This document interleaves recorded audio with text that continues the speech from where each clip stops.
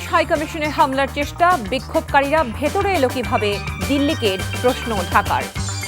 ঐক্যবদ্ধ না হলে রাষ্ট্রের অস্তিত্ব বিপন্নের শঙ্কা সাংবাদিকদের, সবাইকে এক থাকার আহ্বান তারেক রহমানের। নির্বাচনের পরিবেশ ফেরাতে বিশেষ অভিযান চালাবে কমিশন, 3 বাহিনীর প্রধানের সঙ্গে সিইসির বৈঠক। হাদি হত্যায় লেনদেন হয়েছে 127 কোটি টাকা, জানিয়েছে পুলিশ। দ্রুত খুনিদের গ্রেফতারের দাবি জামায়াত আমিরের।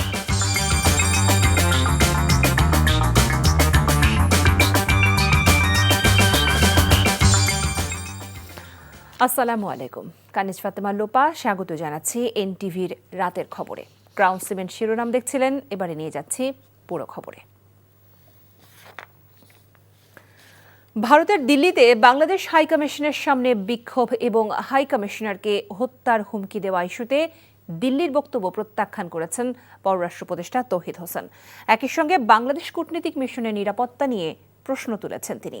এদিকে বাংলাদেশের বিরুদ্ধে হিংসাত্মক কর্মকাণ্ড চালিয়ে যাচ্ছে ভারতের উগ্রবাদীরা। অরাজকতার চেষ্টা হয়েছে দিল্লি, পশ্চিমবঙ্গ এবং আগরতলার বাংলাদেশ মিশনের সামনে। যদিও দিল্লির দাবি নিরাপত্তা বেষ্টনী ভেদ কিংবা হুমকির কোনো ঘটনা ঘটেনি। কাজী ইফতেখার শুভর ডেস্ক রিপোর্ট। ভারতে বাংলাদেশের কূটনৈতিক মিশন ঘিরে চলছে দেশটির উগ্রবাদী নাগরিকদের হিংসাত্মক কর্মকাণ্ড। অরাজকতার চেষ্টা চালানো হয়েছে দিল্লির বাংলাদেশ হাইকমিশন, পশ্চিমবঙ্গ এবং আগরতলার উপ হাইকমিশনের সামনে। ভিত্তিহীন অভিযোগে দেওয়া হচ্ছে নানা উস্কানিমূলক স্লোগান। দিল্লিতে প্রধান উপদেষ্টা ডক্টর মোহাম্মদ ইউনূসের কুশপুত্তলিকা দাহ করা হয়েছে। এছাড়াও বাংলাদেশ হাইকমিশনের বাইরে বিক্ষোভকারীরা হাইকমিশনারকে হত্যার হুমকিও দেন। রোববারও একই ধরনের কর্মসূচি পালন করে বিভিন্ন উগ্রবাদী সংগঠন। তবে বাংলাদেশ হাইকমিশনারকে হত্যার হুমকি ইস্যুকে বিভ্রান্তিকর প্রচারণা হিসেবে আখ্যা দিয়েছে ভারত। এক প্রেস নোটে দেশটির পররাষ্ট্র মন্ত্রণালয়ের মুখপাত্র রণধীর জয়সওয়াল দাবি করেছেন, পোশাক শ্রমিক দীপু দাসের হত্যাকাণ্ডের প্রতিবাদে স্লোগান দেন বিক্ষুব্ধরা। হাইকমিশনের নিরাপত্তা বেষ্টনী ভাঙার চেষ্টা বা নিরাপত্তা ঝুঁকির তৈরি হয়নি। ভিয়েনা কনভেনশন অনুযায়ী কূটনীতিকদের নিরাপত্তা নিশ্চিতে দিল্লি প্রতিশ্রুতিবদ্ধ বলেও জানায় ভারতীয় পররাষ্ট্র দফতর। তবে দিল্লির এমন বক্তব্য স্পষ্টভাবে প্রত্যাখ্যান করেছে ঢাকা। রোববার পররাষ্ট্র উপদেষ্টা তৌহিদ হোসেন সাংবাদিকদের কাছে প্রশ্ন তোলেন, চরমপন্থীরা কিভাবে কূটনৈতিক এলাকার এত ভেতর প্রবেশ করলো। বিষয়টি যত সহজভাবে উত্থাপন করা হয়েছে আসলে অত সহজ না। আমাদের মিশন, বাংলাদেশের মিশন কূটনৈতিক এলাকার গভীরে অবস্থিত। হিন্দু চরমপন্থী সংগঠনের 25 বা 30 জনের একটা দল এত দূর পর্যন্ত আসতে পারবে কেন একটা স্যানিটাইজড এলাকার মধ্যে? তার মানে তাদেরকে আসতে দেওয়া হয়েছে, তাইলে যেভাবেও তারা আসছে। আমার কাছে প্রমাণ নেই যে তাকে হত্যার হুমকি দিয়েছে, কিন্তু আমরা এটাও শুনেছি যে তাকে হত্যার হুমকি দেওয়া হয়েছে। কাজী ইফতেখার শুভ, এনটিভি ইন্টারন্যাশনাল ডেস্ক। বিএনপির ভারপ্রাপ্ত চেয়ারম্যান তারেক রহমানের প্রত্যাবর্তনের মধ্য দিয়ে গণতন্ত্রকে শক্তিশালী করতে চায় বিএনপি, কোনো ব্যক্তিকে নয়। এমনটা জানিয়ে বিএনপি নেতারা বলেছেন, তাদের দল স্বৈরতন্ত্রকে প্রতিষ্ঠিত করবে না। গণমাধ্যম ব্যক্তিত্বের সাথে মতবিনিময় অনুষ্ঠানে তারা এসব কথা বলেন। অন্যদিকে গণমাধ্যমের প্রতিনিধিরা বলেছেন, সবাই ঐক্যবদ্ধ না হলে রাষ্ট্রের অস্তিত্ব বিপন্ন হবে। হাসান মাহমুদের রিপোর্ট।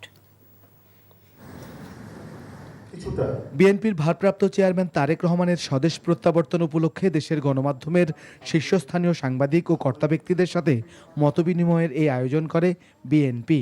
সম্প্রতি দুটি পত্রিকার কার্যালয় সহ বেশ কিছু স্থানে ঘটে যাওয়া হামলায় উদ্বেগ প্রকাশ করে সিনিয়র সাংবাদিকরা বলেন, চলমান সংকট সময় থেকে উত্তরণে দরকার সবার ঐক্য। যে সময়টা যাচ্ছে, আগামী দিনগুলি কেমন যাবে, আগামী 2টা মাস কেমন চলবে, বিগত কয়েকদিনের যে ঘটনা তার কি প্রভাব হবে, কতটুকু হবে, এই নির্বাচনটা কতটুকু ভালো হতে পারবে, প্রশ্ন আমার মধ্যে জেগেছে। আমরা সবাই নিরাপদ থাকতে চাই, লিখতে চাই, আমাদের কথা বলতে দিন। আপনারা যদি এটা নিশ্চিত করেন সাধুবাদ জানাবো, আর না হলে আবারও হয়তোবা আমরা আপনাদের সমালোচনা করব। নিরপেক্ষ সাংবাদিকতায় বিএনপির সহযোগিতা প্রত্যাশা করেন সাংবাদিকরা। সাংবাদিক হয়ে যাওয়া মানেই ফ্রি লাইসেন্স পেয়ে যাওয়া, সরকারের সমালোচনা করা, ইউনূস সাহেবের সমালোচনা, এটা কিন্তু নয়। সরকারও ভুল করতে পারে, সাংবাদিকও ভুল করতে পারে, কিন্তু তার চেয়ে বড় কথা হচ্ছে এই ভুলটা স্বীকার করার সৎসাহস থাকতে হবে। আমাদের এই 53 বছরের রাজনীতিতে বড় বড় অভিজ্ঞতা হলো যে কোনো সরকার কোনো দিন তারা ক্রিটিক্যাল জার্নালিজম অ্যাকসেপ্ট করে নাই। আমি আশা করব নতুন বাংলাদেশে এই ক্রিটিক্যাল আপনারা নেবেন। বিএনপি নেতারা বলেন তাদের দল গণমাধ্যমের স্বাধীনতায় বিশ্বাস করে এবং গণতন্ত্রকে শক্তিশালী করতে কাজ করবে। আমরা গণতন্ত্রকে শক্তিশালী করার জন্য কাজে লাগাতে চাই, ব্যক্তিকে শক্তিশালী করার কোনো উদ্দেশ্য আমাদের এখানে নেই। নেতৃত্ব অবশ্যই থাকবে, কিন্তু ব্যক্তিতান্ত্রিক স্বৈরতান্ত্রিক করার কথার কোনো প্রচলন আমরা করব না, এটা আমাদের অঙ্গীকার। প্রত্যেকেরই কথা বলার অধিকার থাকবে, প্রত্যেকেই তার মত প্রকাশ করার অধিকার থাকবে এবং রাজনৈতিক দলগুলো তার মতামত নিয়ে জনগণের কাছে যাবে, জনগণ যাকে বাছাই করবে সে রাষ্ট্র ক্ষমতা গ্রহণ করবেন। জনগণ রাষ্ট্র পরিচালনার সুযোগ দিলে অতীত ভুলে গণঅভ্যুত্থানের স্পিরিট ধারণ করে দেশকে এগিয়ে নেবার কথা জানান বিএনপি নেতারা। Hasan Mahmud, NTV news, Dhaka. BNP অতীতে দেশকে ধ্বংসের হাত থেকে রক্ষা করেছে, ভবিষ্যতেও করবে মন্তব্য করে বিএনপির ভারপ্রাপ্ত চেয়ারম্যান তারেক রহমান সবাইকে দেশ রক্ষায় ঐক্যবদ্ধ থাকার আহ্বান জানিয়েছেন।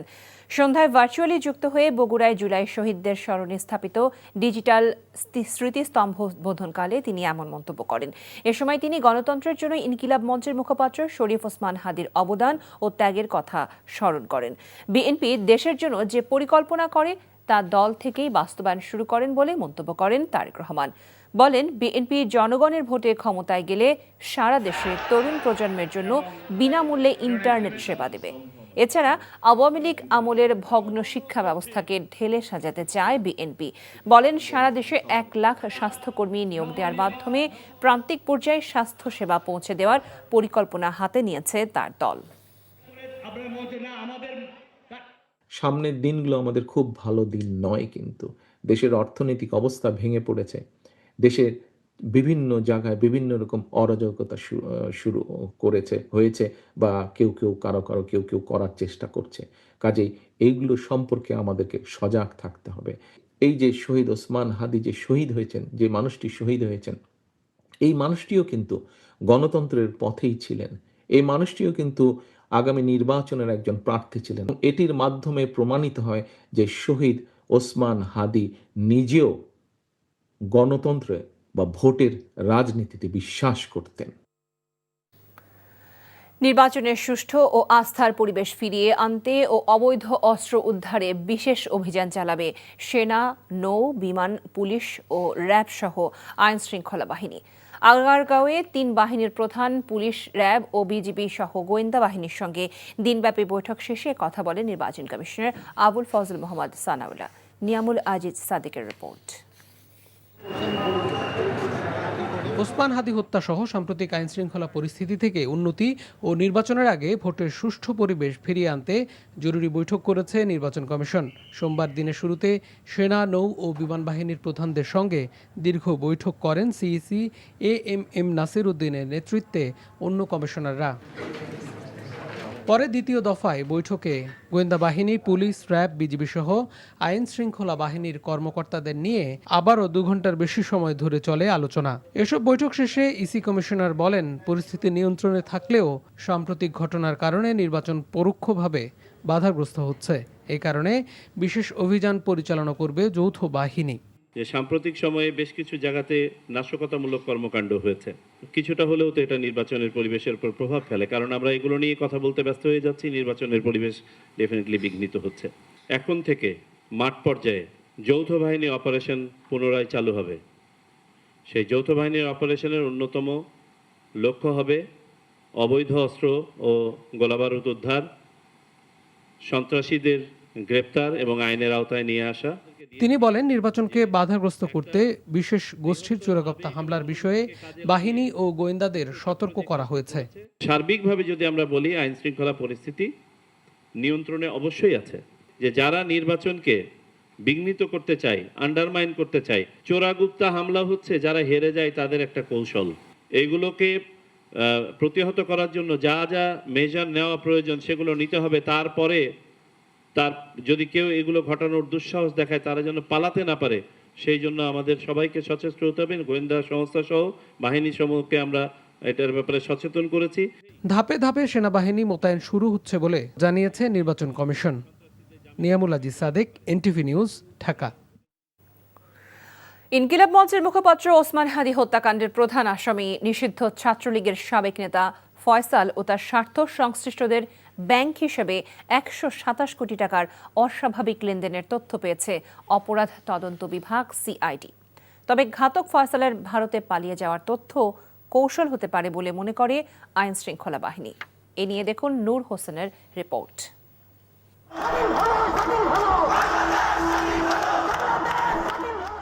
ফ্যাসিস্ট শেখ হাসিনা পতন আন্দোলনের অন্যতম নায়ক শহীদ শরীফ ওসমান হাদী, যার বজ্রকণ্ঠে কেঁপেছিল হাসিনার মসনদ।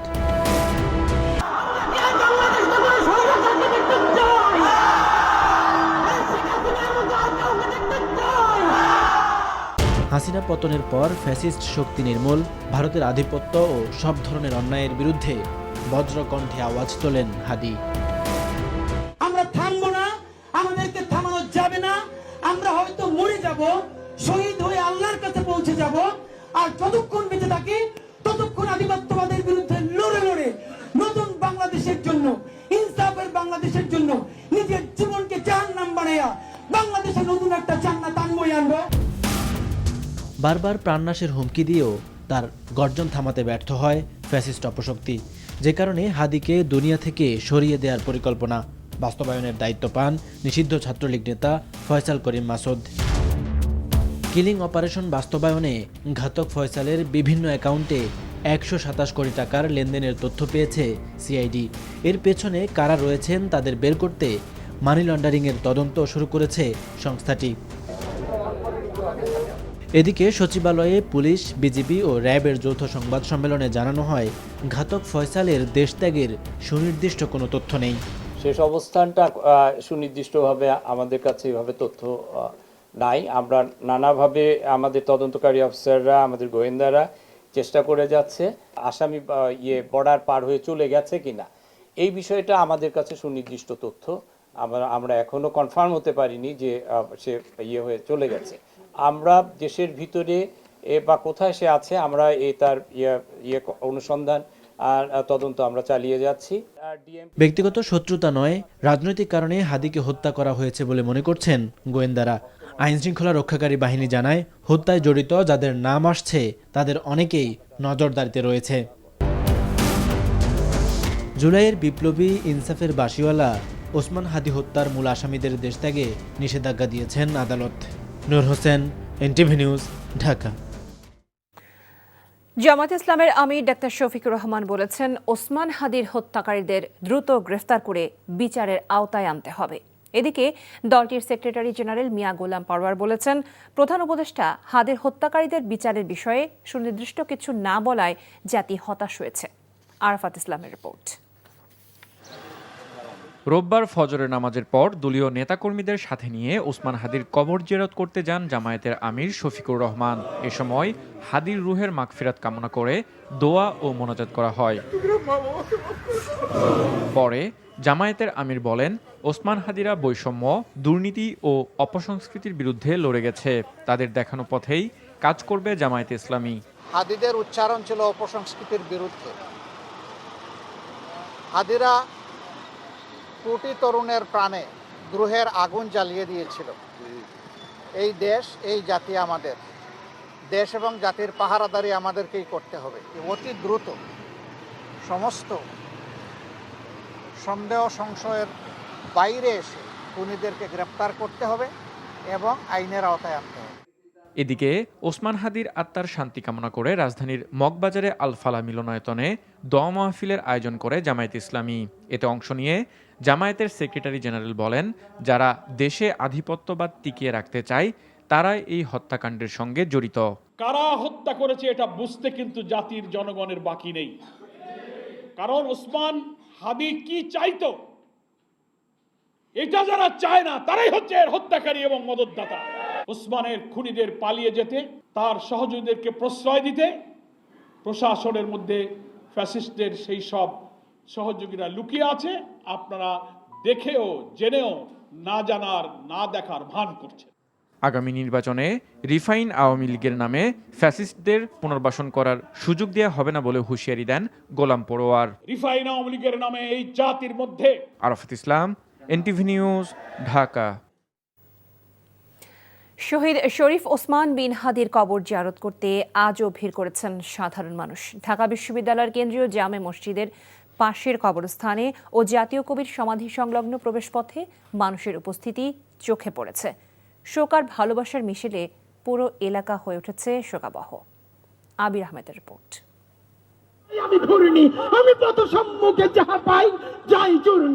একটি কণ্ঠ আজ নীরব, তবু নীরব নয় শহর।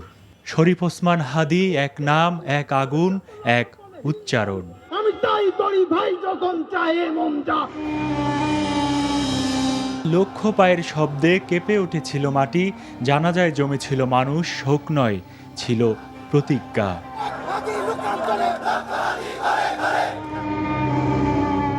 এই কাঠের খাটিয়ায় যে মানুষটি শুয়েছিলেন, তিনি শুধু একজন মুখপাত্র, তিনি ছিলেন ইনকিলাবের ভাষা। হাত তোলা দোয়ায়, ভেজা চোখের নীরবতায় মানুষ যেন বলছিল, তুমি একা ছিলে না। আমি বড় হয়ে হাদি হব, অন্যায়ের বিরুদ্ধে লড়াইয়ের কণ্ঠস্বর হব।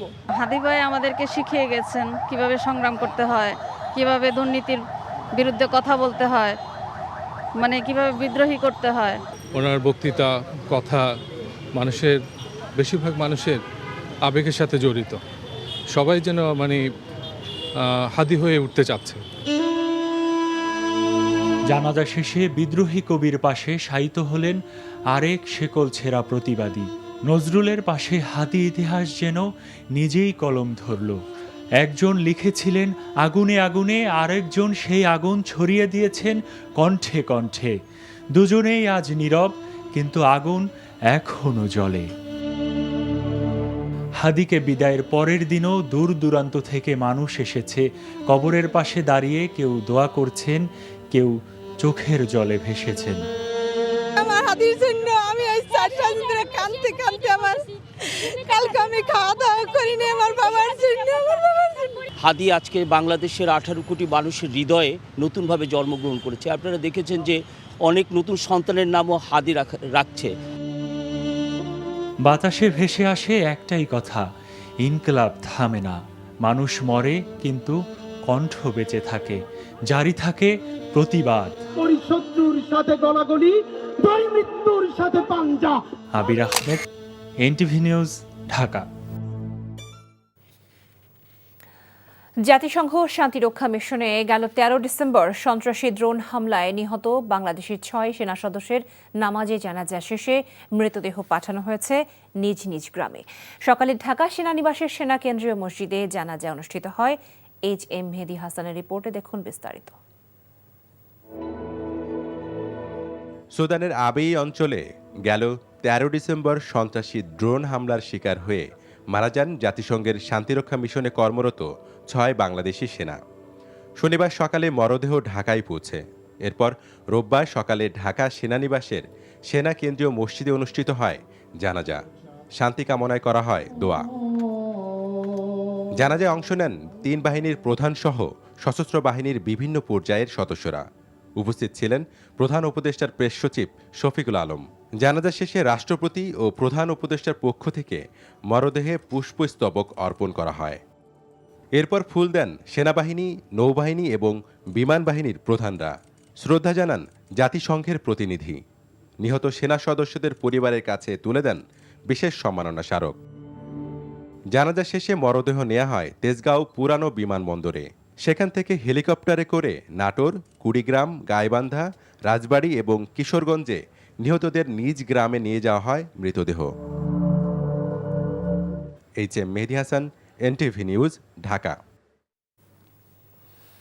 এদিকে সন্ত্রাসীদের ড্রোন হামলায় নিহত জাতিসংঘের শান্তিরক্ষী মিশনে থাকা 6 বাংলাদেশি সেনা সদস্যদের জানাজা শেষে দাফন সম্পন্ন হয়েছে। দুপুরে কর্পোরাল মাসুদ রানার লাশবাহী হেলিকপ্টার নাটোরের লালপুর উপজেলার করিমপুর সরকারি উচ্চ বিদ্যালয় মাঠে অবতরণ করে সেখান থেকে জাতিসংঘের পতাকা মোড়ানো তার মরদেহ নেওয়া হয় গ্রামের বাড়ি বোয়ালিয়াপাড়ায়। বাড়িতে নেয়ার পর শুধুমাত্র মা, স্ত্রী, কন্যা ও নিকটাত্মীয়দের দেখানোর পর স্থানীয় স্কুল মাঠে গার্ড অব অনার ও জানাজা শেষে দাফন করা হয় মাসুদ রানার লাশ। এছাড়া কুড়িগ্রামের বাসিন্দা সৈনিক মোহাম্মদ মোমিনুল ইসলাম ও সৈনিক শান্ত মণ্ডল, রাজবাড়ির সৈনিক শামীম রেজা, কিশোরগঞ্জের বাসিন্দা মেস ওয়াটার মোহাম্মদ জাহাঙ্গীর আলম এবং গাইবান্ধার বাসিন্দা লন্ড্রি কর্মচারী মোহাম্মদ সবুজ মিয়ার লাশ গার্ড অব অনার শেষে দাফন সম্পন্ন হয়েছে। মহান মুক্তিযুদ্ধের ডেপুটি চিফ অব স্টাফ সাবেক বিমান বাহিনী প্রধান এয়ার ভাইস মার্শাল একে খন্দকার বীরুত্তমকে সামরিক কায়দায় বিমান বাহিনী ঘাঁটি বাশারের শাহীন কবরস্থানে দাফন করা হয়েছে। এর আগে বিমান বাহিনী ঘাঁটি বাশার প্যারেড গ্রাউন্ডে একে খন্দকারের প্রতি গার্ড অব অনার দেয়া হয়। রাষ্ট্রপতির পক্ষে তার সামরিক সচিব, প্রধান উপদেষ্টা অধ্যাপক মোহাম্মদ ইউনুস এবং 3 বাহিনী প্রধানগণ মুক্তিযুদ্ধের ডেপুটি চিফের প্রতি শ্রদ্ধা জ্ঞাপন করেন। এ সময় মরহুমের পরিবারের সদস্যগণ উপস্থিত ছিলেন। পরে একই স্থানে তার নামাজে জানাজা অনুষ্ঠিত হয়। পূর্ণাঙ্গ সামরিক কায়দায় এই বীর মুক্তিযোদ্ধাকে বিমান বাহিনী ঘাঁটি বাশারের শাহীন কবরস্থানে দাফন করা হয়। গতকাল সকালে প্রায় 96 বছর বয়সী একে খন্দকার ঢাকা সম্মিলিত সামরিক হাসপাতালে মৃত্যুবরণ করেন।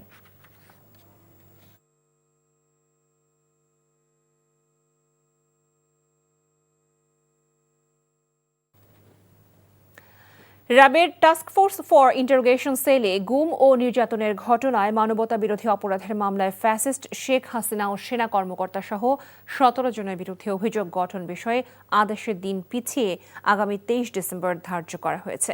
বিচারপতি মোহাম্মদ গোলাম মর্তুজা মজুমদারের নেতৃত্বাধীন 3 সদস্যের ট্রাইব্যুনাল অভিযোগ গঠনের জন্য নতুন এই তারিখ ঘোষণা করেন। অভিযোগ গঠনের শুনানিতে গ্রেফতার 10 সেনা কর্মকর্তাকে আজ ট্রাইব্যুনালে হাজির করা হয়।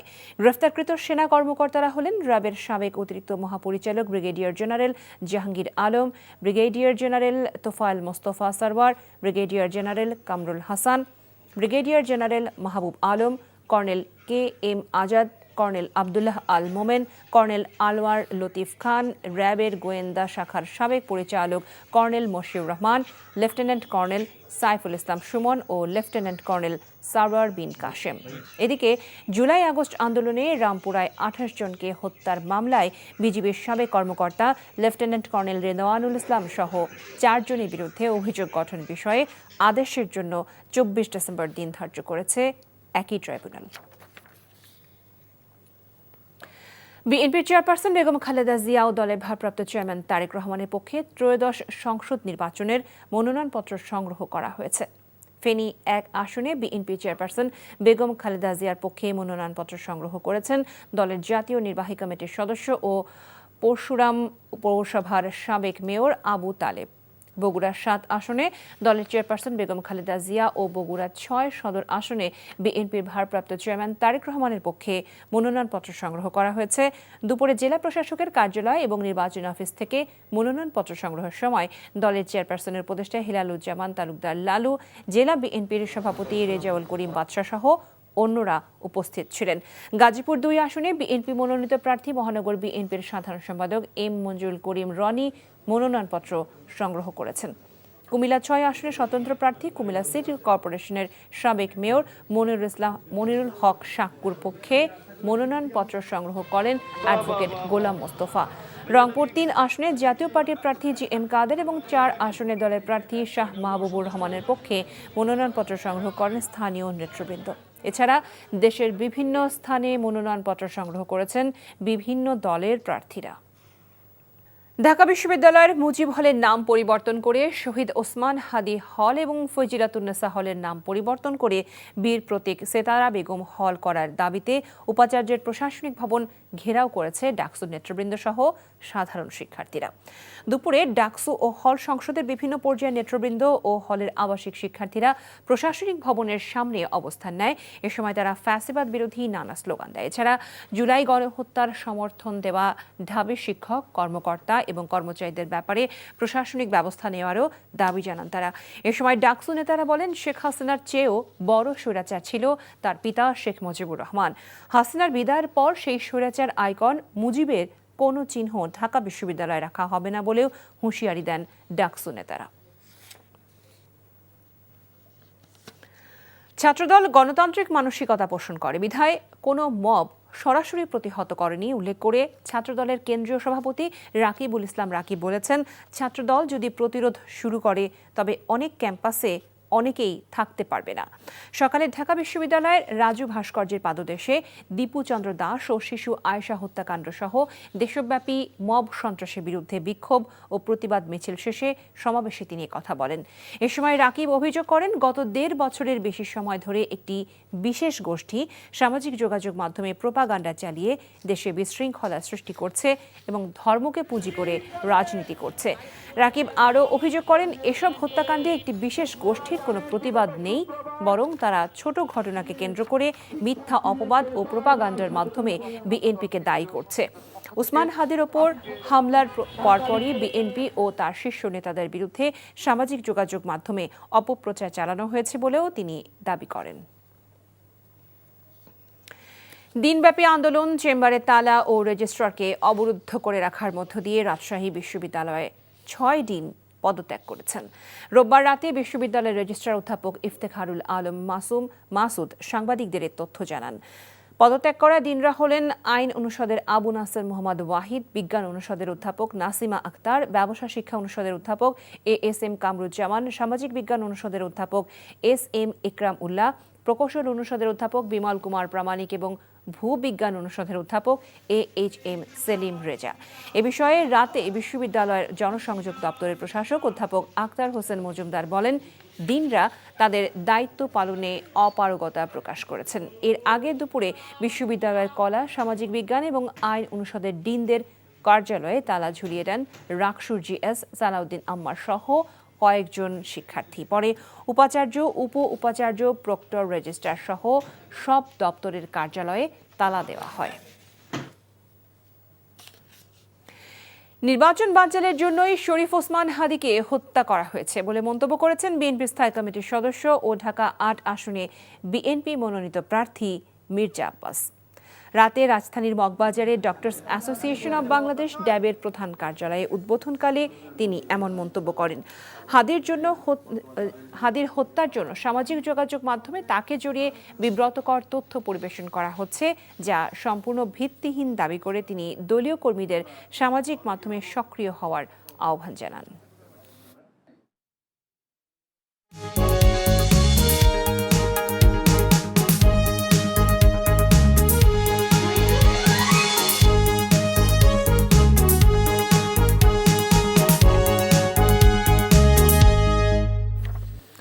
নাসির সিনটেক্স গ্রুপ নির্বাচন পথে পথে। বাণিজ্যিক কেন্দ্র নারায়ণগঞ্জ সদর ও বন্দর উপজেলা নিয়ে গঠিত নারায়ণগঞ্জ ৫ সংসদীয় আসনে তৈরি হয়েছে ভোটের নতুন সমীকরণ। নিরাপত্তার সংখ্যায় চলতি সপ্তাহে সরে দাঁড়িয়েছেন বিএনপি প্রার্থী, আর এতে নারায়ণগঞ্জ ৫ আসন নিজেদের করে নিতে তৎপর জামায়াতে ইসলামী, এনসিপি সহ অন্যান্য দল। স্থানীয় ভোটাররা বলছেন, বাণিজ্যিক এই নগরীতে চাঁদাবাজি ও সন্ত্রাস দমনে ভূমিকা রাখতে পারবেন এমন ব্যক্তিকে এমপি হিসেবে চান তারা। আরও জানাচ্ছেন নাজিবুর রহমান, ছবি তুলেছেন রনি রায়হান। শীতলক্ষ্যা নদীর স্রোতের বিপরীতে দীর্ঘ ১ যুগ বৈঠা হাতে খেয়া পারাপার করছেন মকবুল হোসেন। নির্বাচন এলেই ভোট আর রাজনীতির খোঁজ রাখেন তিনি, কিন্তু বরাবরই জনপ্রতিনিধিরা আশা ভঙ্গ করেছেন তার। আমরা যে কাজ করতে আছি, আমরা কেউ কাজ করে, আমরা কষ্ট করতে আছি, ওই তো আমরা দিনমজুর কাজ করে খাইতেছি, আমরা কষ্ট করে বলতে আসলাম। সুস্থ নির্বাচন আমরা ভালোভাবে চলতে পারি, ভালো চলতে এটা আমরা চাই। বাণিজ্যের অন্যতম কেন্দ্র এই নারায়ণগঞ্জ ৫ আসনটিতে সিটি কর্পোরেশনের ১৭টি ওয়ার্ড ও ৫টি ইউনিয়ন নিয়ে গড়ে উঠেছে। নতুন সীমানা নির্ধারণে বাদ পড়েছে 2টি ইউনিয়ন। ভোটের মাঠে লড়াই হতে পারে বিএনপি বনাম জামায়াতে ইসলামীর মধ্যে। গতবার আমি ভোট দিতে পারিনি, কেন্দ্রে গেছি, যাই দেখে আমার ভোট হয়ে গেছে। সবাই ভালোভাবে ভোটটা দিতে পারে, যে এই ২ চাই। গণভোট সম্পর্কে আমার কোনো আইডিয়া নেই, আমি এখনো ভোট দেই নাই, সো ওইটা সম্পর্কে আমার কোনো আইডিয়া নেই। বিএনপি প্রার্থী মাসুদুজ্জামান চলতি সপ্তাহে নির্বাচন না করার ঘোষণা দেন। এর 2 দিন পর আবারও সিদ্ধান্ত বদল করেন তিনি। সাধারণ মানুষ থেকে শুরু করে বিভিন্ন পেশার মানুষ এবং তরুণ, যুবক, প্রবীণ যেইভাবে আসলে আমাকে ফিরে আসার জন্য আহ্বান জানায়, সেটা বিষয়টাকে অত্যন্ত গুরুত্ব দিয়ে সবার দিকে তাকিয়ে আসলে এখানে ফিরে আসা এবং যে নিরাপত্তার ইস্যুর কথা আমরা বলেছিলাম সেটা সেই রকমের না। আমরা বিভিন্ন জায়গায় আলাপ করে দেখেছি, বিভিন্ন এজেন্সির সাথে আলাপ করে দেখেছি। অপরদিকে প্রার্থী নিয়ে জটিলতা নেই জামায়াত ও এনসিপির। কে আমার প্রার্থী হবে কি হবে এটা আমাদের ভাবার বিষয় নেই। আমরা বিশ্বাস করি যে দেশের মানুষ ইসলামকে দেখার জন্য, ইসলামের বিজয়কে দেখার জন্য তারা প্রত্যাশা করছে। আমরা কোনো কিছু নিতে চাচ্ছি সুযোগ এটা কিছু না। আজকে যদি জামানত হারানোর মতো অবস্থা থাকতো সেটার রেসপন্স বাংলাদেশের জনগণ আসলে করত। আমরা দেখতাম, আপনারাও দেখতেন। আর যারা বলছেন তারা আসলে ভয়ে বলছেন। এই জায়গায় জামানত হারানোর কিছু নাই। যানজট, চাঁদাবাজি, ভাঙাচোরা সড়ক আর ময়লার ভাগাড়ের দুর্গন্ধে রাজধানীর নিকটবর্তী এই জেলাটির বাসিন্দারা চান এর সমাধান করবে নতুন কোনো জনপ্রতিনিধি। অতীতে এই আসনটির ভোটার উপস্থিতির হার জমজমাট লড়াইয়ের আভাস দিচ্ছে। শীতলক্ষ্যা পারের এই আসনটিতে গেল কয়েক দশক ছিল ওসমান পরিবারের দখলে, তবে এবার সে রীতি ভাঙতে যাচ্ছে। উৎসব মুখর পরিবেশে যোগ্য জনপ্রতিনিধি বেছে নিতে উদ্গ্রীব স্থানীয় ভোটাররা। Najibur Rahman, NTV news, Narayanganj.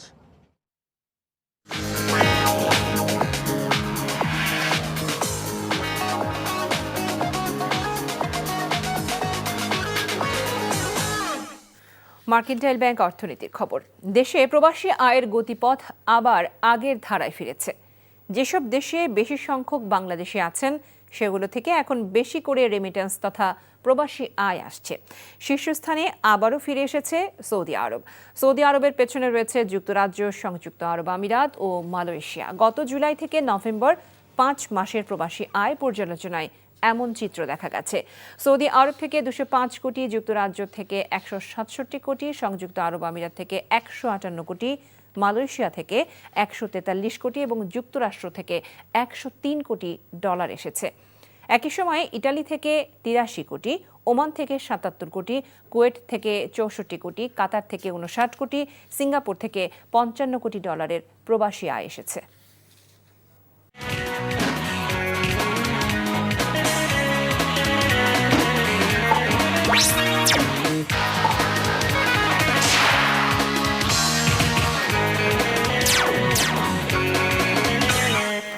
ইস্পাহানি মির্জাপুর খেলার খবর। ক্রিকেট। আগামী 11 জানুয়ারি থেকে দ্বিতীয় বিভাগ লীগ শুরু করতে চায় বিসিবি। অংশগ্রহণকারী দলগুলোর সঙ্গে আলোচনা শেষে কথা জানান সিসিডিএম এর চেয়ারম্যান আদনান রহমান দীপন। যদিও আলোচনায় অংশ নেয়নি বিসিবির টুর্নামেন্ট বয়কট করা ক্লাবগুলো, তাই 14 দল নিয়েই আলোচনা করেছে সিসিডিএম। তাদের দাবিতেই টুর্নামেন্ট পিছিয়ে নেওয়া হয়েছে বলে জানান দীপন। 1, 2 ও 3 জানুয়ারি অনুষ্ঠিত হবে দলবদল। প্রথম বিভাগের অভিজ্ঞতায় বয়কটের শঙ্কা থাকলেও তালিকায় থাকা 24 দল নিয়েই সূচি করার কথা জানিয়েছেন তিনি। কোনো দল মাঠে না আসলে তাদের অবনমন করে নিয়ে প্রয়োজনে নতুন করে সূচি করা হবে, তবুও মাঠে খেলা গড়াতে চায় তারা। প্রথম বিভাগে অংশ না নেওয়া ক্রিকেটারদের টুর্নামেন্ট নিয়ে আগামী 24 তারিখ চূড়ান্ত সিদ্ধান্ত নেওয়া হবে বলে জানান সিসিডিএম চেয়ারম্যান। বিশ্বাসী, ধৈর্য আমাকে ধরতেই হবে। এখনও উদার আহ্বান জানিয়ে যাচ্ছি সবাইকে খেলার জন্য। লেটস সি সেকেন্ড ডিভিশনটা কী হয়, দেন থার্ড ডিভিশন, প্রিমিয়ার, এটা তো প্ল্যানে আমরা আগাচ্ছি। আমি আগের ফর্মেটই থাকবো, আমি 24টা টিম ধরেই করব। লেটস সি লিগ শুরু হওয়ার পর যেমন ফার্স্ট ডিভিশনে আমাদেরকে পরে চেঞ্জ করতে হচ্ছে, ফর্মেট চেঞ্জ করিনি, টিমগুলি ওয়াকওভার দিয়ে আসবে না, সেই জন্য সেকেন্ড ডিভিশন আমাকে লাস্ট পর্যন্ত ওয়েট করতে হবে। সিলেটে বিপিএলের উদ্বোধনী দিনের টিকিটের চাহিদা আকাশ ছোঁয়া। মাত্র 2 ঘন্টায় শেষ হয়েছে অর্ধেক টিকিট। এদিকে টুর্নামেন্টের আগে অনুশীলনে নেমেছে অধিকাংশ দল। রাজশাহী ওয়ারিয়র্সের পর মাঠে নেমেছে রংপুর রাইডার্স ও ঢাকা ক্যাপিটালস। সিলেট টাইটান্স অনুশীলন করেছে ঘরের মাঠে, তবে এখন পর্যন্ত কোনো দলেই বিদেশি ক্রিকেটাররা যোগ দেননি। স্থানীয় খেলোয়াড়দের নিয়েই নিজেদের পরিকল্পনা অনুযায়ী গা গরমে নেমেছে 4 দল। 26 ডিসেম্বর টুর্নামেন্ট শুরুর আগে সোমবার প্রথম প্রস্তুতি ম্যাচ খেলবে রংপুর রাইডার্স ও রাজশাহী ওয়ারিয়র্স। শক্তিশালী দল সাজিয়েছে 2 ফ্র্যাঞ্চাইজি। বসুন্ধরা স্পোর্টস সিটিতে দুপুর 12:30টায় শুরু হবে ম্যাচটি। যখন আমরা অ্যাকচুয়ালি যখন ক্রিকেট খেলতে নামি তখন যেই ফরম্যাটেই খেলি না কেন আসলে আপনি সিরিয়াসনেসের মাত্রা যদি বলেন অ্যাকচুয়ালি একই রকম থাকে, বাট লাস্ট বেশ কিছুদিন ধরে T20 অনেক বেশি খেলা হচ্ছে, তো এই জায়গাটা আমি বলবো যে আমি আরও ধীরে ধীরে বেশি অভ্যস্ত হচ্ছি। বিশ্বকাপ তো ধরেন বিপিএলের পরে, তো আমি অত দূর চিন্তা করতেছি না, আমি চেষ্টা করতেছি আপাতত রংপুর রাইডার্সের হয়ে কেমনে রংপুর রাইডার্সকে ম্যাচ জিতাবো এবং রংপুর রাইডার্সের জন্য কতটুকু কন্ট্রিবিউট করতে পারি। আমার সবসময় মাথায় এটা থাকে যে আমি আমার টিমকে ম্যাচ জিতাবো, আমার এরকম পার্সোনাল কোনো গোল থাকে না যে আমি হাইস্ট উইকেট টেকার হবো। বাংলাদেশ ফুটবল উন্নয়নের সহযোগিতার আগ্রহ দেখিয়েছে ইউরোপীয় ইউনিয়ন। এদেশে ফুটবলের প্রতিভা তুলে আনতে বাফুফের সঙ্গী হতে চান তারা। রোববার ফুটবল ফেডারেশনে এক আলোচনা শেষে একথা জানান ইইউ রাষ্ট্রদূত মাইকেল মিলার। বাফুফের সভাপতি তাবিথ আওয়াল ও নির্বাহী বিভাগের সঙ্গে বৈঠকের পর ফুটবল টার্ফও পরিদর্শন করেন মিলার। এ সময় নারী দলের সাফল্যসহ বেশ কিছু কার্যক্রম তুলে ধরা হয়। পরে বাফুফের সংলগ্ন ফুটবল টার্ফ পরিদর্শন করেন মিলার। ঘরোয়া ফুটবলের অবকাঠামো যে আন্তর্জাতিক মানের নয় সেটাও জানেন তিনি। তবে ফুটবল নিয়ে এদেশের মানুষের উন্মাদনা আকৃষ্ট করেছে মিলারকে, তাই এগিয়ে আসতে চায় ইউরোপীয় ইউনিয়ন। অল্প সময়ের এই আলোচনায় নতুন দুয়ার খুলতে পারে এদেশের ফুটবলের জন্য, এমনটাই প্রত্যাশা করছেন বাফুফের সভাপতি তাবিথ আওয়াল। আমরা ফুটবলে বাংলাদেশকে সহায়তা করতে চাই। এখানে অনেক প্রতিভা আছে যারা এখনো সুপ্ত অবস্থায় আছে, তাদের বের করে আনতেই বাফুফেকে আমরা সহায়তা করব। বাফুফে আমাদের একটি আনুষ্ঠানিক পরিকল্পনা দিবে, সেই অনুযায়ী ইউরোপীয় ইউনিয়ন সহায়তা প্রদান করবে। কিছু কিছু সাকসেস স্টোরিজও আছে, এই সবগুলা কিন্তু হেল্প করে যে ইউরোপিয়ান ইউনিয়নে আলটিমেটলি যারা ডিসিশন মেকার তাদেরকে কনভিন্স করার জন্য অ্যান্ড তাদেরকে সহজ করে বোঝানোর জন্য। অ্যান্ড তারা বিশ্বাস করে যে স্পোর্টসে একটা অবদান রাখলে তাহলে স্পোর্টসের মাধ্যমে গ্রেটার বাংলাদেশের একটা গুডউইল ওনারাও তৈরি করতে পারবে বিটুইন দ্য টু অর্গানাইজেশনস। খবর শেষ করছি, তবে যাবার আগে ক্রাউন সিমেন্ট শিরোনামগুলো জানিয়ে দেব আরও একবার। বাংলাদেশ হাই কমিশনে হামলার চেষ্টা, বিক্ষোভকারীরা ভেতরে এলো কিভাবে, দিল্লিকে প্রশ্ন ঢাকার। ঐক্যবদ্ধ না হলে রাষ্ট্রের অস্তিত্ব বিপন্নের শঙ্কা সাংবাদিকদের, সবাইকে এক থাকার আহ্বান তারেক রহমানের। নির্বাচনের পরিবেশ ফেরাতে বিশেষ অভিযান চালাবে কমিশন, 3 বাহিনীর প্রধানের সঙ্গে সিইসির বৈঠক। হাদি হত্যাকারী ফয়সালের ব্যাংকে 127 কোটি টাকার লেনদেন, দ্রুত খুনিদের গ্রেফতারের দাবি জামায়াতের। এই ছিল রাতের খবরে। এই খবরের ভিডিও সহ আপডেট জানতে ভিজিট করুন NTV অনলাইন www.ntvbd.com। এছাড়াও এনটিভির জনপ্রিয় সব অনুষ্ঠান ও খবরের আপডেট জানতে ভিজিট করুন আমাদের ইউটিউব ও ভেরিফাইড ফেসবুক পেজ। রাত 1টায় মধ্যরাতের খবর দেখার আমন্ত্রণ জানিয়ে বিদায় নিচ্ছি।